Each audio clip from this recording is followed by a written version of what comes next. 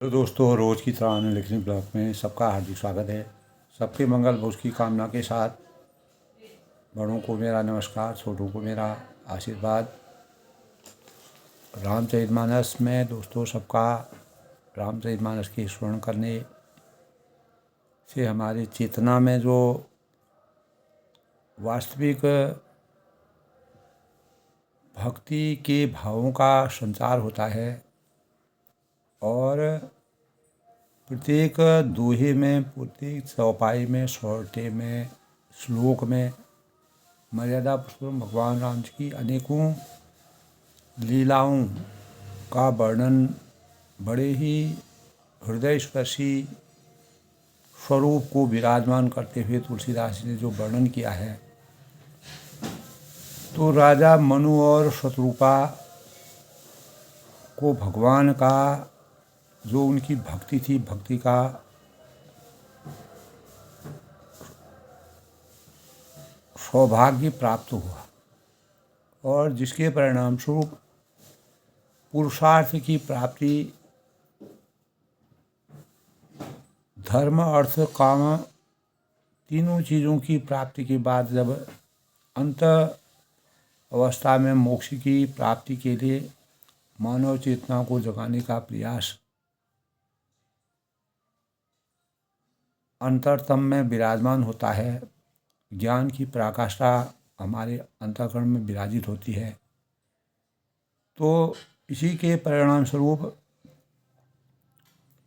तब असबरु माग चरण कही रहेऊ, एव मस्तु करुणा निधि कहे।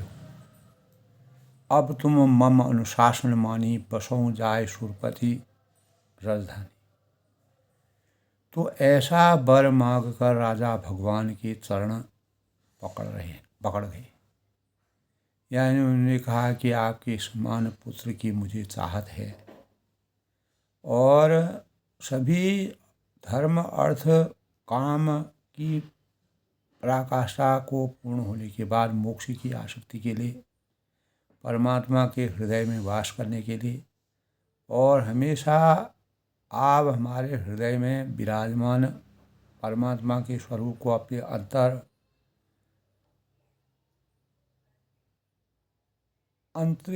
जो अंतर मन में उनके स्वरूप को विराजमान करने के लिए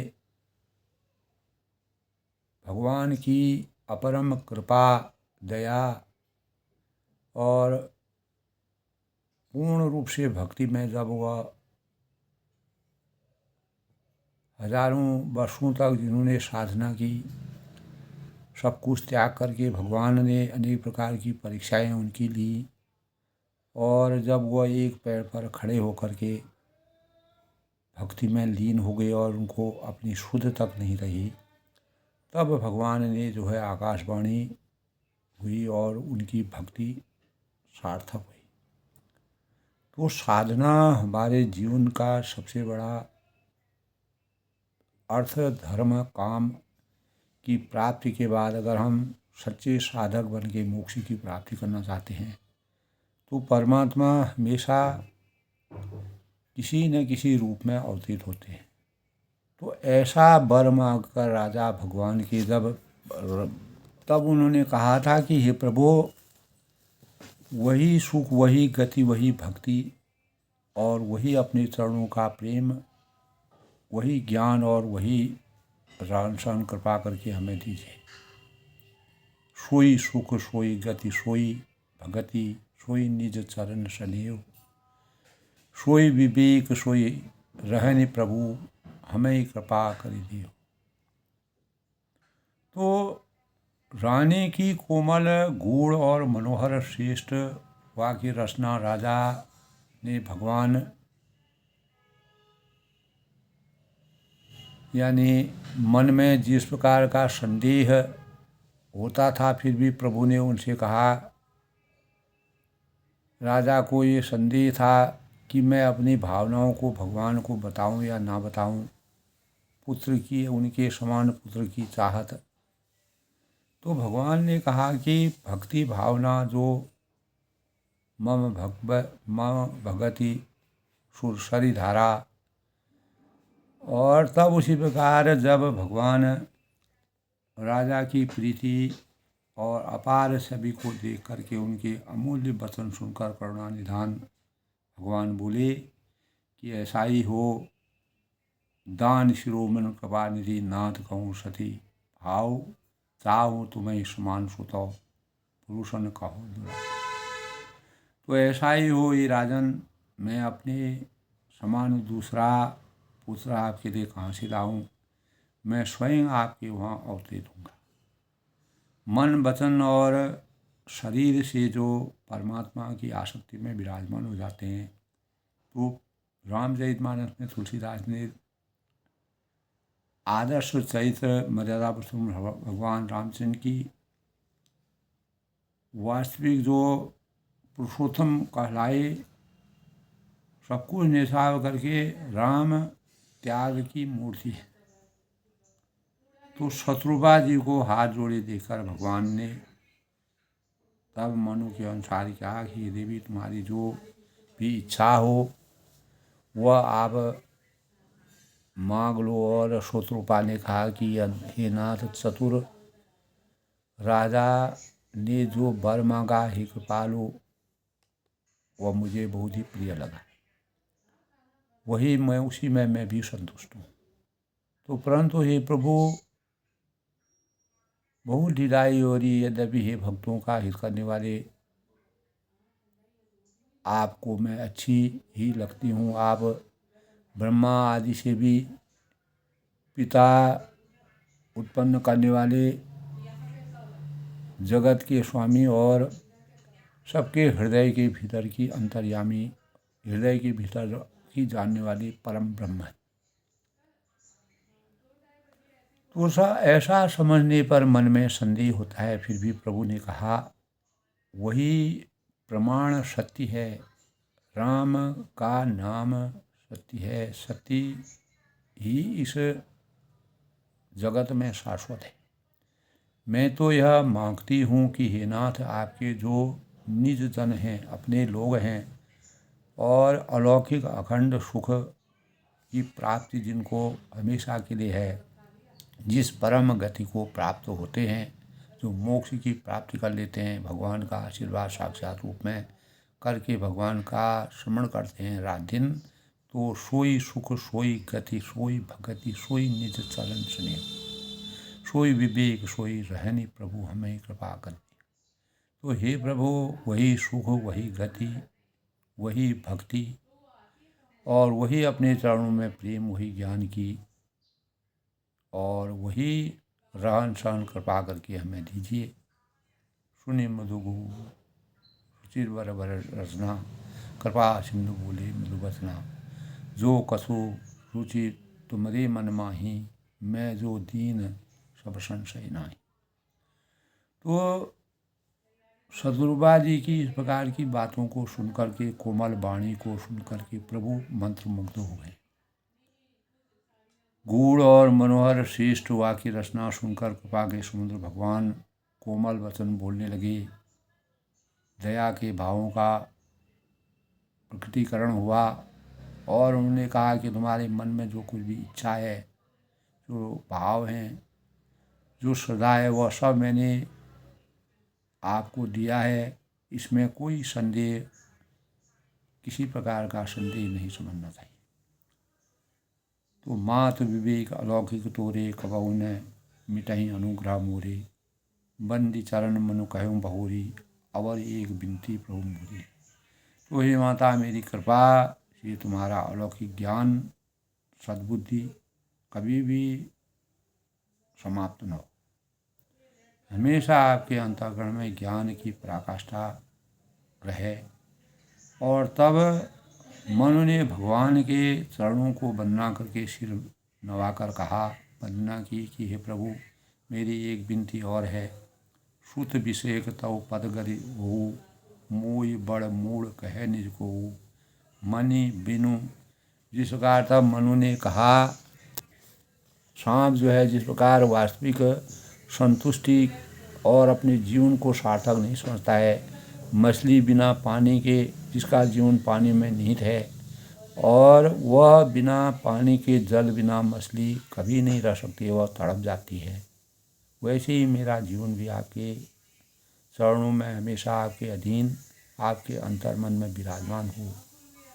और वही दशा हमारे अंतर्मन की है, प्रभु की चाह, प्रभु की भक्ति, प्रभु के साथ सदाभाव और धर्म अर्थ काम की पराकाष्ठा के बाद जो हमारे अंतःकरण में चौथे पद में मोक्ष की प्राप्ति आई, तो उसमें हम भगवान की प्राप्ति किसी भी रूप में चाहते हैं। अगर पुत्र रूप में हमको भगवान की प्राप्ति हो जाए तो इससे बड़ा सुख हमारे जीवन में कुछ नहीं हो सकता। असबर मांग चरण गही रहे हो, ए मस्तु करना दिल गए हूँ, अब तुम मन अनुशासन मानी, बसों जाए सुर पर राजधानी। तो ऐसा वर मांगकर राजा भगवान के चरण पकड़ गए। तब दया के निधान भगवान ने कहा कि ऐसा ही हो, ए मस्तु तथास्तु। अब तुम मेरी आज्ञा मानकर देवराज इंद्र की राजधानी अमरावती में जाकर वास करो और वहाँ पर जो है आपका जीवन जो है आपका प्रकार। तब तात वहाँ स्वर्ग से भी, स्वर्ग की प्राप्ति करने के लिए, मोक्ष की प्राप्ति करने के लिए अनेक प्रकार के भोग कर कुछ काल, कुछ समय वहाँ पर व्यतीत कीजिए और आप अवध के राजा होंगे और मैं आपके पुत्र के रूप में अधीन कर दिया। तो हे तात, वहाँ स्वर्ग से बहुत से भोग कर कुछ काल बीत जाने पर तुम अवध के राजा होगे और तब मैं तुम्हारा पुत्र हूँ।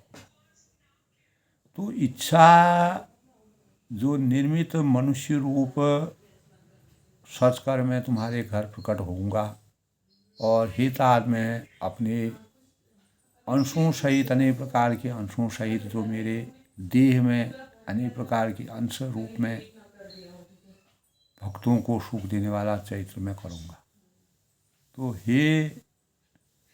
तो जे सुनि सादर नर बड़ भागी, भव तरहि ममता पद मद त्यागी, आदि शक्ति जहीं जगत उपजाया, सोय अब तरहि मोर यह माया।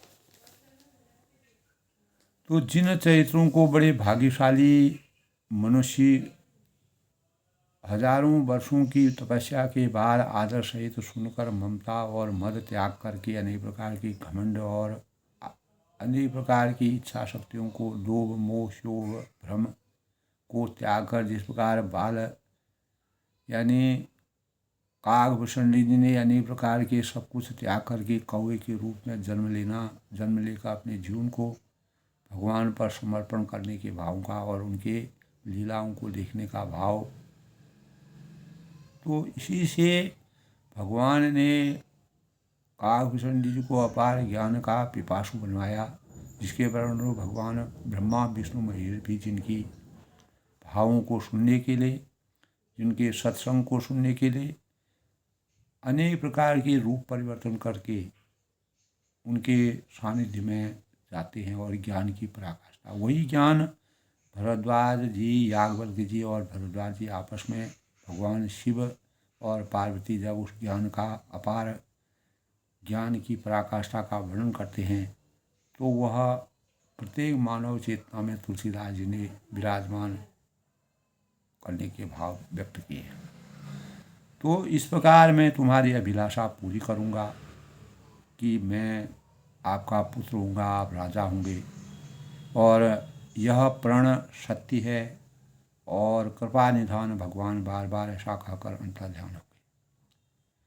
तो वे स्त्री पुरुष दोनों जो दंपति थे, दंपति उलझरी भगत कृपाला आते हैं आश्रम निवसे कसपाला, समय पाए तन तजे अनियासा, जाए की अमरावती वास। भक्तों का उपकार करने वाले भगवान के हृदय में धारण करके कुछ काल तक उस आश्रम में रहें, फिर उन्हें समय पाकर सहज ही बिना किसी कष्ट के शरीर छोड़कर अमरावती में इंद्र की पुरी में जाकर वास करने का मन बनाया, जो भगवान का यही निर्णय था। तो यह इतिहास पुनीत अति उमहि कही वृषकेतु। भगवान शिव तब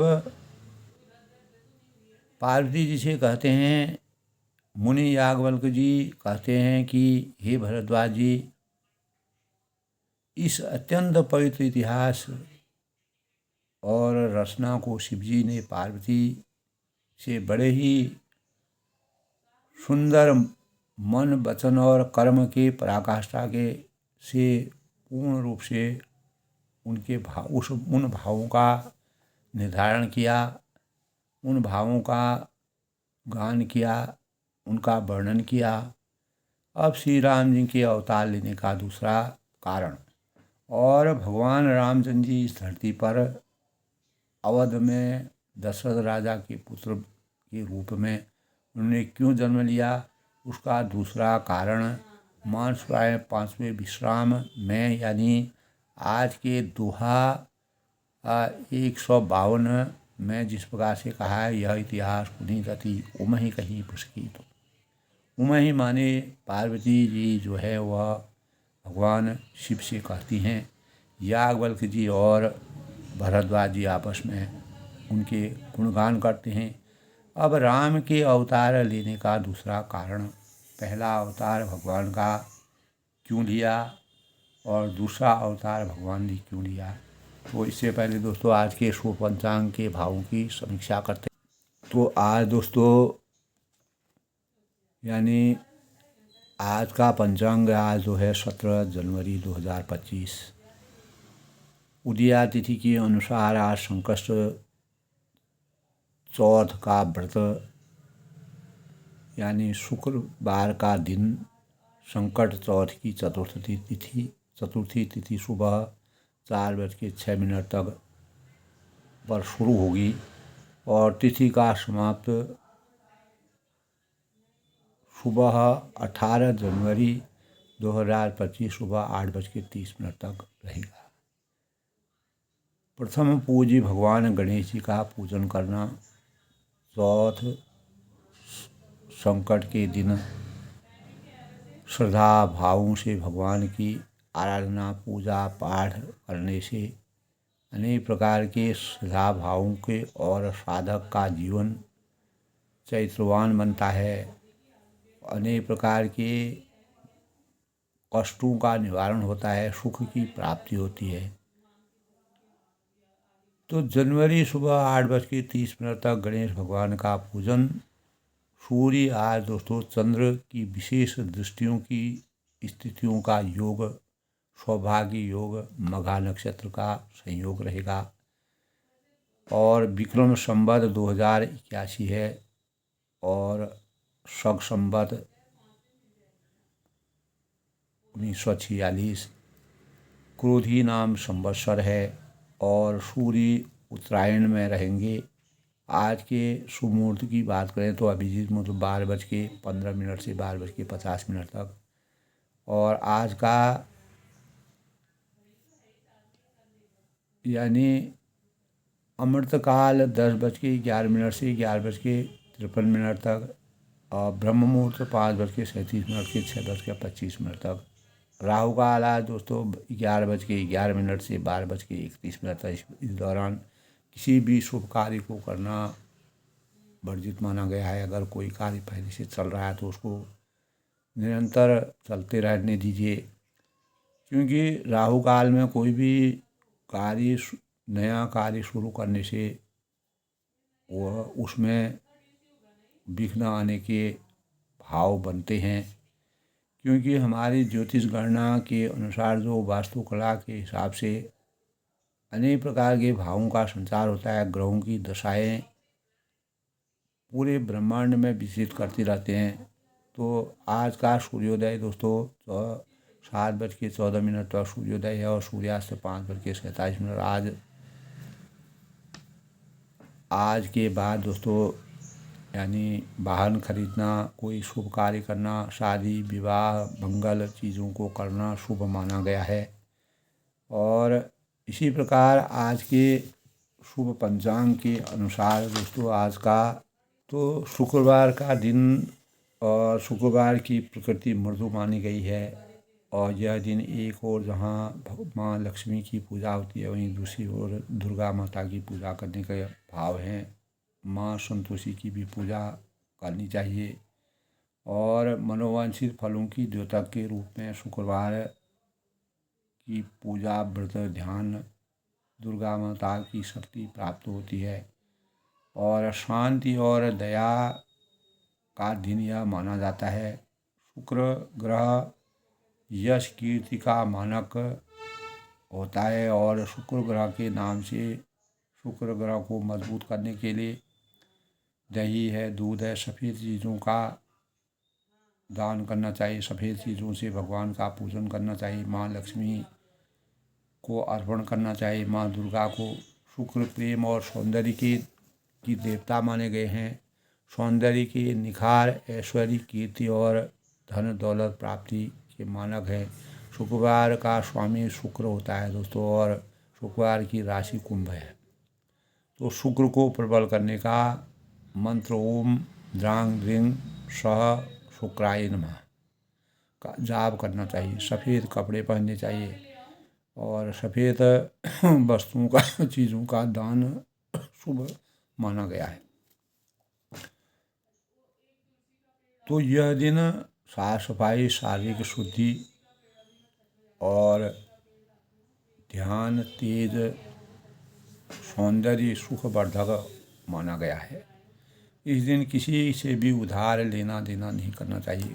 वह लक्ष्मी का पूजन करना चाहिए, व्रत करना चाहिए, आराधना करना चाहिए, वैभव लक्ष्मी की पूजा करनी चाहिए। और आज के दिन दोस्तों किसी भी प्रकार की अभद्र भाषा का प्रयोग करना वर्जित माना गया है।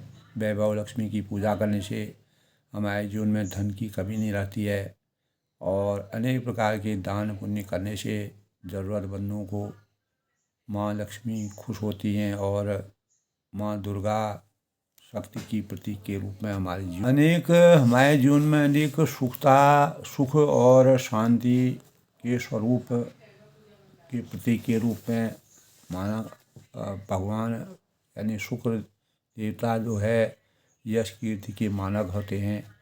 और इस दिन अनेक प्रकार के जो है सौंदर्य की चीज़ें खरीदना और कलाकृतियों की चीज़ें खरीदना यश कीर्ति के लिए शुभ माना जाता है, पारिवारिक शांति के लिए शुभ माना जाता है।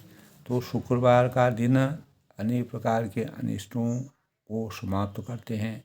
आज वैसे भी दोस्तों संकट चतुर्थी है, जो भगवान गणेश जी का पूजन करने से अनेक प्रकार के शुभता के भावों का संचार होता है। तो आज दोस्तों जब याज्ञवल्क्य जी रामचरितमानस की बालकर्ण की बात करते हैं, प्रसंग जो निरंतर लगातार अनवरत चलता आया है, तो याज्ञवल्क्य जी भारद्वाज जी कहते हैं कि इस अत्यंत पवित्र इतिहास को शिवजी जो मर्यादा पुरुषोत्तम भगवान रामचंद्र ने का जो जन्म पार्वती से कहा कि अब श्री राम जी का अवतार लेने का दूसरा कारण भगवान शिव जो है पार्वती जी को बताते हैं और याज्ञवल्क्य जी और भारद्वाज जी उसका वर्णन करते हैं। तो सुन मुनि कथा पुनीत पुरानी, जो गिरजा प्रतिशंभु बखानी, विश्व विदित एक कैकव देशु, सत्य के तुता बसई नरेशु। अब भगवान ने जो है अपना दूसरा अवतार, दूसरा कारण क्या है कि भगवान ने अवतार लिया। तो सुन मुनि कथा पुनीत पुरानी, तब वह कहते हैं कि हे मुनि, याज्ञवल्क्य जी जो है वह भारद्वाज से कहते हैं हे मुनि, वह पवित्र और प्राचीन कथा सुनो जो शिवजी ने पार्वती से पूर्ण निष्ठा के साथ कहा है और संसार में प्रसिद्ध विश्व विदित तब कैकव देशु, एक कैकव देश है और सत्यकेतु तम बसई नरेशु, वहाँ सत्यकेतु नाम का राजा रहता था, राज्य करता था। तो भगवान रामचंद्र जी ने अनेक प्रकार के लीलाएं इस सृष्टि में मानव चेतना को जगाने के लिए जो लीलाएं की तुलसीदास ने उन्हीं लीलाओं को का अध्ययन किया, उन्हीं के प्रेरण से मानव चेतना को जगाने के भावों का संचार किया। धर्म धुरंधर नीति निधाना तेज प्रतापशील बलवाना। तब जो वह विश्व विदित एक कैकव देश में सत्यकेतु नाम के जो राजा रहते थे, वह धर्म की धुरी को धारण करने वाला, नीति की खान यानी मर्यादा से संपूर्ण, धर्म के अनुसार चलने वाले, नीति के खान थे नीति के अनुसार, और तेजस्वी प्रतापशील बलवान सुशील थे। और उनके 2 वीर पुत्र हुए, तेहि कै भये जुगल सुत वीरा। उनके 2 पुत्र हुए जो सब गुणों के भंडार, सब गुण धाम भार अंधीरा, जो सभी गुणों से विराजमान थे, जिनके अंदर संपूर्ण गुणों यानी रूप रंग गुणशील अपारा, बड़े ही रणधीर थे। तो रजधनी जो जेठ सुत आई, नाम प्रताप अनुसताई। अपर सुतई अरिमर्दन नामा, भुजबल अतुल अचल संग्रामा। तो बालकांड में तुलसीदास ने जिस प्रकार का भगवान के अवतरण का कारण, इस सृष्टि को भगवानों ने किस कारण से अपना अवतार लिया मानव रूप में, तो राजधनी जो जेठ सुत आई, राज्य का जो उत्तराधिकारी, जो बड़ा लड़का था, जो यानी प्रतापी राजा थे, सुशील बलवान, और वही धर्म की धुरी और के मानक प्रतीक के रूप में थे। और केकय सत्यकेतु नाम के जो राजा थे, उनके 2 पुत्र हुए, और धर्म की धुरी को धारण करने वाले राजा थे, नीति का अपार भंडार थे, तेज के मानक थे, और प्रतापी थे, बलवान थे, शीलवान थे, और 2 वीर पुत्र उनके हुए, जो सब गुणों के भंडार और बड़े ही रणधीर थे। तो राजधनी जो जेठ सुत आई, नाम प्रताप अनुसताई। तो राज्य का उत्तराधिकारी जो बड़ा लड़का होता है, उसको दिया जाता है, ये मान मर्यादा है। मर्यादा भगवान रामचंद्र जी को भी दशरथ जी ने जो है सबसे बड़े पुत्र होने के कारण उनको राजगद्दी देने का निर्णय किया था, लेकिन बीच में कैकेयी के वरदान को राजा को परिपूर्ण करना था, इसीलिए विसंगति हो गई। तो उन्हीं के परिणामस्वरूप मर्यादा पुरुषोत्तम भगवान राम जी 14 साल का वनवास भी एक मर्यादित ढंग से जिस प्रकार से व्यतीत किया, आदर्शता के प्रतीक के रूप में मानव चेतना को जगाने के लिए आज भी रामचरितमानस सृष्टि का सबसे अपार ग्रंथ है। तो राज्य का उत्तराधिकारी जो बड़ा लड़का था, उसका नाम प्रताप भानु था, यानी जो सत्यकेतु नाम के राजा थे। तो दूसरे पुत्र का नाम अपर सुतहि अरिमर्दन नामा, और दूसरा जो पुत्र था उसका नाम अरिमर्दन था। पहले का नाम था प्रताप भानु, दूसरे का नाम था अरिमर्दन। तो अपर सुतहि अरिमर्दन नामा, भुजबल अतुल अचल संग्राम, और वह जो है जिसकी भुजाओं में अपार बल था। दूसरा पुत्र जो सत्यकेतु का था, पहला पुत्र जो है प्रताप भानु, दूसरा पुत्र जो है अरिमर्दन। तो जो युद्ध में पर्वत के समान अटल रहता था यानी युद्ध भूमि में वह जिस प्रकार पर्वत जो है हमेशा कभी विचलित नहीं होता है, उस प्रकार वह भी अपने हर कर्तव्यों का निर्वहन करता था, और बड़ा ही मतलब युद्ध में पर्वत के समान अटलता उनमें थी, कभी न टलने वाला। भाई परम समिति, सकल दूर सल वर्जित पीति, जेठे सुतहि राजनपदीना, हरि हित आप गौन बन कीना। तब भाई परम समिति, भाई में बड़ा मेल मिला था, परस्पर श्रद्धा थी, प्यार था। तो अनेक प्रकार के दोषों और छलों से वह रहित थे, किसी प्रकार के दोष सर उनके अंतर्मन में नहीं थे और अपार प्रीति थी। और जिस प्रकार एक पिता के विपुल कुमारा हो वहीं रूप रंग गुणशील अपार। तो राजा ने जो है जीठी सुतई राजनपदीना, राजा ने जो है सत्यकेतु नाम के जो राजा थे, प्रताप भानु राम नाम के उनके एक पुत्र थे और दूसरे पुत्र का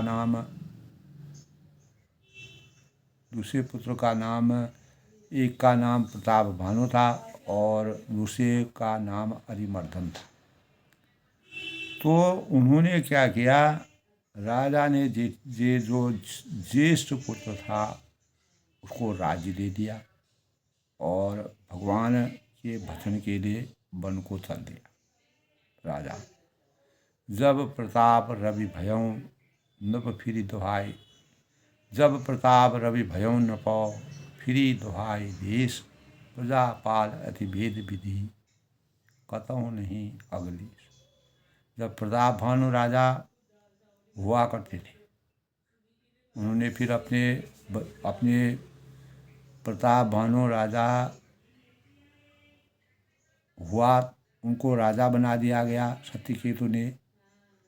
और जो अरिमर्दन थे, देश में उनकी दुहाई फिर गई कि प्रताप भानु को राजा बना दिया है सत्यकेतु ने, और वह वेद में हुई विधि के अनुसार उत्तम प्रजापाल अति वेद विधि कतहु नहीं अगलेश, रीति के अनुसार प्रजा का पालन करते थे। तो जिस राज्य में प्रजा सुखी रहती है वह राम राज्य की कामना की जाती है उसे। जिस राज्य में राजा, जैसे रावण के राज्य में प्रजा हमेशा दुखी रहती थी, तो वह हमेशा नरक का भागी होता है। तो जो प्रजा के आवश्यकताओं के अनुसार, मान मर्यादा के अनुसार जो राजा अच्छे कार्य करता है और वह हमेशा स्वर्ग की प्राप्ति होती है, ये हमारी नीति कहती है, ये हमारे शास्त्रों में विराजमान है।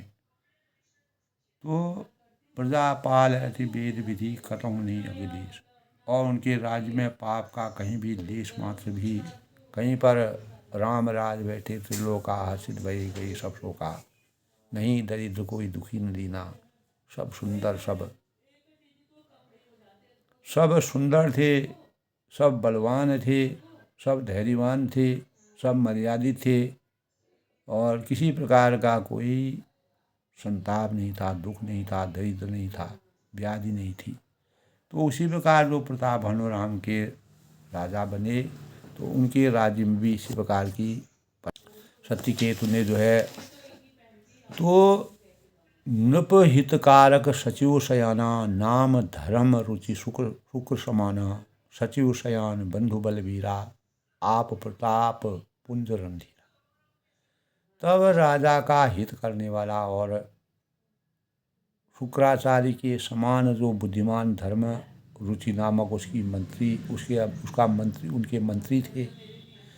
इस प्रकार सचिव शयान बंधु बलवीरा, बुद्धिमान मंत्री और बलवान राजा भाई के साथ ही स्वयं राजा भी बड़ा प्रतापी और रणधीर था।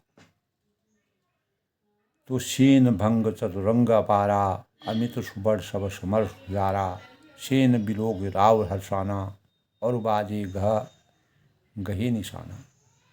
तो साध में अपार चतुरंगनी जो उनकी सेना थी, जिसमें असंख्य योद्धा थे, जो सब के सब रण में जूझ मरने वाले थे, पूरी पराकाष्ठा के साथ पूरे अपने देश के प्रेम, देश राष्ट्र के प्रति जो प्रेम होता था, वो प्रेम की पराकाष्ठा पूरे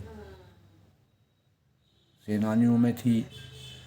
और सेन बिलोक राव हर्षाना, अपनी सेना को देखकर राजा बहुत मन वचन और वाणी से हमेशा अंदर से संतुष्ट रहते थे।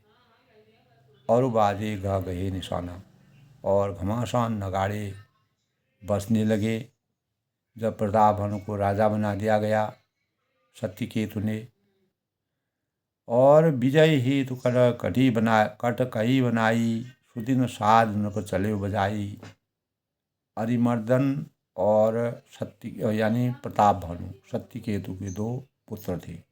जहाँ तहाँ परी अनेक लड़ाई, जीते सकल भू बरियाई। तो दिग्विजय के लिए, विजय की प्राप्ति के लिए, विजय की पराकाष्ठा के स्वरूप को प्राप्त करने के लिए सेना सजाकर वह राजा शुभ दिन शुभ मुहूर्त साध कर और डंका बजाकर चला। प्रताप भानु जहाँ तहाँ परी अनेक लड़ाई, जहाँ जहाँ बहुत सी लड़ाइयाँ हुई, जीते सकल भू बरियाई। उन्हें सब राजाओं को बलपूर्वक अपने बल से, अपने श्रेष्ठ सौजन्य से, अपार बलवान थे, धीरवान थे और प्रजा की रक्षा करने वाले थे। तो राजाओं को बलपूर्वक उन्होंने जीत लिया। सप्तद्वीप ये भगवान के दूसरा कारण है जो उन्होंने अवतार क्यों लिया। मर्यादा पुरुषोत्तम भगवान राम जी धरती पर मानव रूप में अवतार क्यों लिया। तो सप्तद्वीप भुजबल बस कीन्हे, अपनी भुजाओं के बल से उसने सातों द्वीपों को जीत लिया, बस में कर लिया। जिस प्रकार कौरव और पांडवों का युद्ध हुआ, तो उस युद्ध में पांडवों के 5 होने पर और कौरव 100 होने पर भी अंततोगत्वा न्याय की पराकाष्ठा के परिणाम स्वरूप पांडवों की विजय हुई। ले दंड छाण्यपदी ने, और राजाओं से दंड ले लेकर उन्हें छोड़ दिया। तो अपार पराक्रमी राजा थे प्रताप भानु, उन्होंने सभी राजाओं को दंड लेकर के उनको छोड़ दिया विजय प्राप्त करके।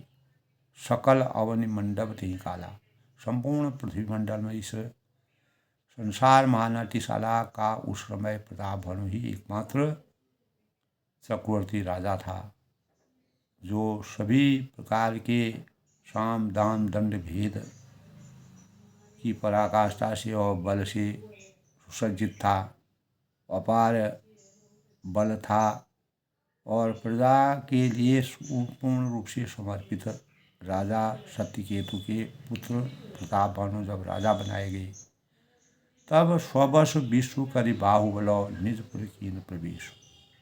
अर्थ धर्म कामादि सुख सेवई समय नरेश।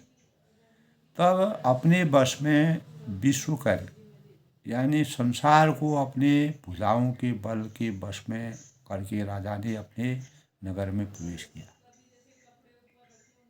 तो जब सब राजा जो है उनके अधीन हो गए, तो उन्होंने फिर अपने नगर में वापस आए, और वह नगर उनका था देश में, वह जो है कई देश में जो वह नगर था, उस नगर में वह आए। और सप्तद्वीप भुजल बस कीन्हे, ले दंड छाण्यपदी ने, अपने भुजाओं के बल से उन्होंने सभी द्वीपों को अपने वश में कर करके राजाओं को से विजय प्राप्त करके और सबसे दंड लेकर के उनको सबको छोड़ दिया। और सकल अवनि मंडप ते ही काला, संपूर्ण पृथ्वी मंडल पर उस समय प्रताप भानु ही एकमात्र ऐसे चक्रवर्ती राजा थे जिनके आधिपत्य से अनेक प्रकार के बलशाली और राजा भी उनसे हारमान हो गए। राजा का हित करने वाले थे। शुक्राचार्य के समान बुद्धिमान धर्मरुचि नामक उनका मंत्री था, और बुद्धिमान मंत्री अगर है तो बलवान तथा भाई के साथ स्वयं राजा भी बड़ा प्रतापी और रणधीर थे। तो साथ में उनके अपार चतुरंगनी सेना थी, पूर्ण सजधज की थी, और जिसमें असंख्य योद्धा थे और सबके सब रण में जूझ मरने वाले थे, यानी पूर्ण निष्ठा और आस्था के साथ कार्य करते थे, समर्पण के भाव से। उनकी सेना को देखकर राजा बहुत प्रसन्न हुए। और तब ऐसे समय में जब प्रताप भानु राजा बन गए, तो वहाँ पर अपार सुख की अनुभूति हुई। और इस विजय को प्राप्त करने के लिए सेना सजाकर राजा शुभ मुहूर्त साध कर अपना डंका बजाकर जहाँ तहाँ उन्होंने अनेक जो छोटे मोटे राजाओं थे उन पर विजय प्राप्त करके उनके राजाओं से बलपूर्वक उनको जीत लिया और अपने भुजाओं के बल से उनके सातों द्वीपों भूखंडों को अपने वश में किया। और राजाओं ने को दंड दे करके उनसे कर ले करके अनेक प्रकार के कर ले करके उनको छोड़ दिया। संपूर्ण पृथ्वी मंडल का उस समय प्रताप भानु ही एकमात्र ऐसे चक्रवर्ती राजा थे जिनने संपूर्ण द्वीपों में भूखंडों में अपना आधिपत्य स्थापित किया। तो स्वबस विश्व करी बाहुबल और निजपुर कीन प्रवेश, अपने बाहुबल के परिणाम स्वरूप उन्होंने अपनी भुजाओं के बल से सबको अपने वश में करके राजा ने अपने नगर में प्रवेश किया। और राजा अर्थ धर्म काम आदि के सुखों का समयानुसार सेवन भी करते थे। अर्थ धर्म काम आदि सुख से वही समय नरेश। तो जो एक राजा की मर्यादा होती है, मान होता है, और के साथ पूर्ण भावों के साथ अपने राजा अपने आदर्शों, अपने नियमों और अपने कर्तव्यों का निर्वहन और सुखों का उपभोग भी करते थे। समय समय पर जो है सुखों का उपभोग करते थे। तो इस प्रकार मर्यादा पुरुषोत्तम भगवान रामचंद्र जी के, तो इसी से दोस्तों जब धर्म अर्थ काम की प्राप्ति होती है तो मोक्ष की प्राप्ति की अभिलाषा जो मानव चेतना में होती है। रामचरितमानस में जब सत्यकेतु नाम के राजा, उनके दो पुत्र प्रताप भानु और अरिमंदन थे, तो प्रताप भानु को राजा बना करके वह बड़े बलशाली थे, सभी राजाओं पर उन्होंने अपना आधिपत्य प्राप्त कर लिया। तो मर्यादा पुरुषोत्तम भगवान राम जी की लीलाओं का वर्णन करते हुए ये प्रसंग आता है। तो यानी याज्ञवल्क्य जी और भरद्वाज जी इस संवाद को बड़े ही मनोरम ढंग से कहते हैं। तो यहीं से जब कोई भी सत्यकेतु और यानी मनु और शत्रुपा थी, उनको धर्म अर्थ काम की प्राप्ति होने के बाद उन्होंने मोक्ष की प्राप्ति के लिए परमात्मा की भक्ति जो की, वह भक्ति में किस प्रकार से विराजित हुए, तो अंत अपेक्षा हमारी मोक्ष की हो जाती है। जब मानव की चेतना जगती है, भक्ति का संचार होता है, ज्ञान प्राप्त होता है। तो हमारे भारतीय संस्कृति में दोस्तों मोक्ष को जीवन का चरम लक्ष्य स्वीकार किया गया है। मोक्ष का अर्थ है पुनर्जन्म यानी अथवा आवागमन के चक्र से मुक्ति प्राप्त कर आत्मा और परमात्मा में विलीन हो जाना। तो आत्मा अजर अमर तथा परमात्मा का ही अंश है। शरीर बंधन का कारण होता है और मनुष्य का इस तथ्य को अगर जब मनुष्य जान लेता है, बूझ लेता है, तब वह सांसारिक विषयों में अपना ध्यान हटाकर परमात्मा की ओर लगता है। तो ज्ञान, भक्ति और कर्म मोक्ष प्राप्ति के साधन है। तो उपनिषदों में, हमारे शास्त्रों में, हमारे ग्रंथों में दोस्तों मोक्ष संबंधी विचारधारा के सम्यक विश्लेषण मिलते हैं। अनेक प्रकार से कैसे कैसे उपनिषद व्यक्ति के सारभूत तत्व आत्मा तथा जगत के सारभूत तत्व ब्रह्म का तादात्म्य स्थापित करते हैं। तो यही मोक्ष और मोक्ष की अवस्था होती है। तो पारलौकिक दृष्टि से विचार करने पर मोक्ष ही मनुष्य मात्र के लिए एकमेव अभीष्ट है। तो मोक्ष तभी संभव है जब व्यक्ति अज्ञान के बंधन को काट देता है।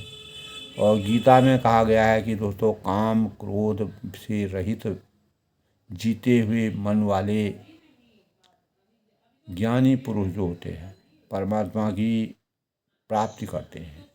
इसी प्रकार जिसका मनु और शत्रुपा ने और जो सत्यकेतु नाम के राजा थे, इंद्रिय मन तथा बुद्धि पर नियंत्रण रखने वाले व्यक्ति को मोक्ष स्वयं प्राप्त हो जाता है। मर्यादा पुरुषोत्तम भगवान का साक्षात दर्शन मनु और शत्रुपा को हुए। तो मनुस्मृति में उल्लेख है दोस्तों कि इंद्रिय विरोधी राग द्वेष रहित तथा अहिंसा परमो धर्म भक्ति ही मोक्ष की प्राप्ति करता है। और पुराणों में मोक्ष के लिए कहा गया है दया, प्राणियों में समभाव रखना, क्षमा और अक्रोध, क्रोध नहीं करना, सत्य और लोभ मोह काम आदि का त्याग। तो ये सब शत्रुपा और मनु ने जो है गुणों का आचरण आशु के बताया है। तो इंद्रियों तथा मनु का संयम सांसारिक भोगों से विरक्ति, संसार की अनित्यता का ज्ञान व मोक्ष प्राप्त करने का प्रबल उत्कंठा के बिना कोई इस दिशा में अग्रसर नहीं हो सकता है। तो मोक्ष की अवस्था में उपदेश ग्रहण करना चाहिए। गुरु शिष्य को तुम ही ब्रह्म हो और बोध कराता है।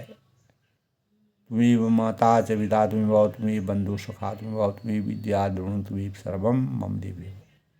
यानी बोध हो जाने पर जब व्यक्ति आत्म साक्षात्कार कर लेता है तो उसे अहम ब्रह्मास्मि, मैं ब्रह्म हूँ की अनुभूति होने लगती है। यही शत्रुपा और मनु जी को हुई।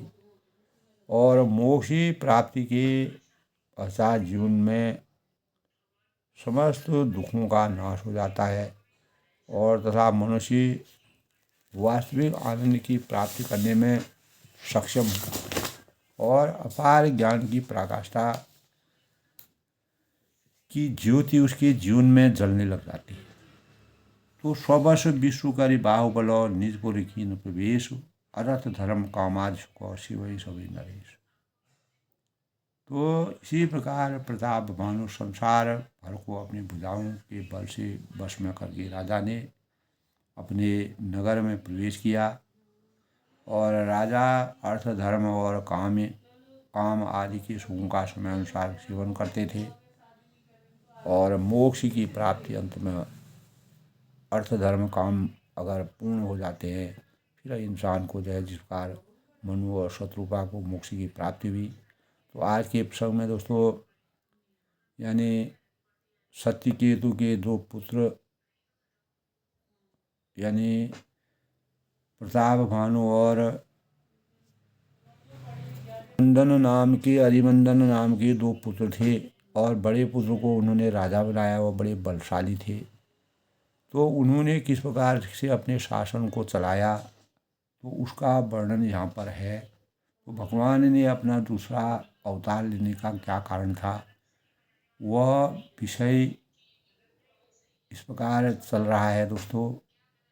तो उस राजा ने अपने समय के अनुसार और संसार भर में अपनी भुजाओं के बल से राजा को अपने नगर में उन्होंने पूरे राजाओं को अपने सानिध्य में कर लिया, विजय प्राप्त कर ली अपार।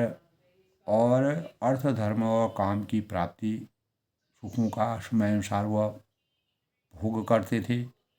अंततोगता दोस्तों मोक्ष की प्राप्ति के लिए आगे भगवान इस रूप में क्यों अवतार उनका दूसरा कारण क्या है, भगवान मर्यादा पुरुषोत्तम भगवान राम ने अवतार लिया। तो आज के प्रसंग में दोस्तों यानी सत्यकेतु के दो पुत्रों और उसमें प्रताप भानु ने आगे की क्या रचना की वह कल के प्रसंग में सबके मंगल भविष्य की कामना के साथ हो वही सोई जो राम रचि राखा को कई तरक बड़ा वहीं शाखा, ताको प्रभु कछु अगम नहीं जा पर तुम अनुकूल, तो प्रताप बढ़वा नहीं जा सके कल तुम। तो भगवान की जिन पर दया कृपा भगवान का आशीर्वाद प्राप्त हो जाता है तो वह स्वर्ग की प्राप्ति इसी धरती पर स्वर्ग की प्राप्ति करने में अपने जीवन को यही रामचरितमानस में तुलसीदास ने जो परमात्मा का जो ध्यान लगाया है, जिस प्रकार का वर्णन किया है, प्रत्येक मानव चेतना को जगाने का प्रयास किया है, यह प्रत्येक आने वाली पीढ़ी के लिए और इस सृष्टि के लिए जब तक यह सृष्टि रहेगी तब तक लिए कि हमारे लिए वरदान के स्वरूप है, जो हमारे जीवन के अंतरंग के इंद्रियों के वशीकरण के लिए, मन को स्थिर रखने के लिए, भावनाओं को के परिमार्जन के लिए और शुद्धिकरण के लिए, मानव चेतना को शुद्धिकरण करने का सबसे बड़ा स्वरूप है, साक्षात स्वरूप है। तो इस स्वरूप का अगर हम मन वचन और कर्म से निष्ठावान होकर के इसका अंतर्मन में, अंतर्मन और बहिर्मन से दोनों भाव से भगवान की आराधना करते हैं, निश्चित ही हमें साकारता और मनुष्य मानवता के वास्तविक परिमाप में हम खरे उतरते हैं। अपनी वाणी को विराम देते हुए सबके मंगल हो उसकी कामना करता आज के जय श्री राम।